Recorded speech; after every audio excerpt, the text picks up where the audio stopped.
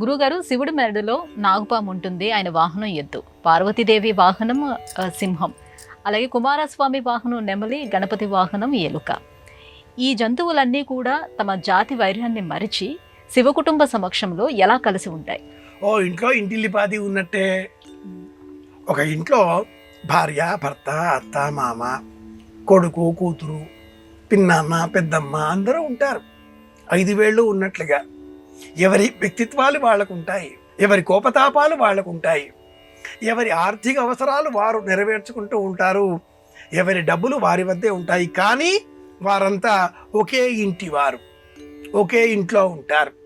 అది ఎలాగో కుటుంబం యొక్క గ్రూప్ ఫోటో అనగానే అందరూ వచ్చి ఎలా నిలుచొని చిరునవ్వులు చిందిస్తూ కనిపిస్తారో అలా పరమేశ్వర అనుగ్రహం కారణంగా పరమేశ్వర వాహనం ధేనువు, అమ్మవారి వాహనం సింహం, సంతాన రూపంలో దర్శనమిచ్చే గణపతి వాహనం ఎలుక, మరొక కుమారరత్నం వాహనం మయూరం, శివుడి మెడలో ఉండేటటువంటి సర్పం ఈ మయూరానికి సహజ శత్రువు.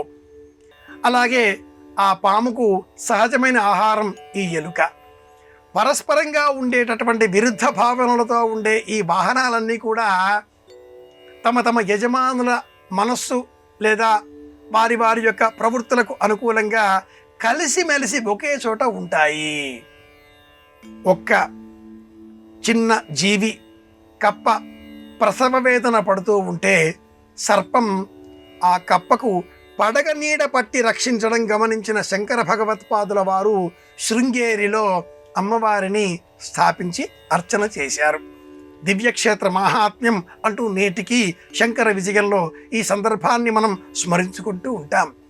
అలాగే జంతు ప్రపంచం ఈ ఎకలాజికల్ బ్యాలెన్స్ అని చెప్పబడేటటువంటి జీవావరణ తత్వంలో సమస్త జీవులకు సమానమైన ప్రాతిపదికన బ్రతికే అవసరం ఉంది. లోకంలో కప్పలు ఉండాలి, ఆ కప్పలను తినే పాములు ఉండాలి, కప్పలకు ఆహారంగా దోమలు ఉండాలి.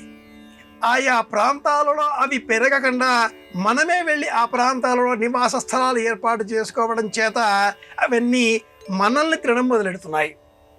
అదేవిధంగా శివ కుటుంబం మనకు అందించేటటువంటి సందేశం ఏమిటి అంటే మన పరిమిత స్థానాలలో మన నివాసాలు ఏర్పాటు చేసుకోవాలి, మన వ్యక్తిత్వాలను నియంత్రించుకోవాలి. వ్యక్తిగతమైనటువంటి ఆలోచనలు, అవసరాలు, అవకాశాలు, భావజాలాలు, మాట్లాడే విధానాలు వేరు. కానీ సమష్టిగా ఒక ఇంటికి సంబంధించినప్పుడు అందరూ ఒకే మాట పలకాలి, ఒకే యజమాన్యం కింద జీవితాన్ని ప్రయాణింపజేయాలి.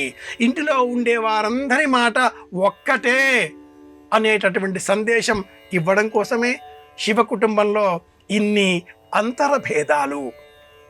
భౌతికంగా వాటిని చూచి మనం గేలి చేయకుండా వాటి స్వభావాలను తెలుసుకొని మన ఇంటిలో కూడా ఉండే వారందరి ప్రవృత్తులను గమనిస్తూ సహిస్తూ భరిస్తూ కలిసిమెలిసి ఉండేటటువంటి నేపథ్యాన్ని పెంచుకోగలిగితే ప్రతి ఇల్లు శివ కుటుంబమే అవుతుంది.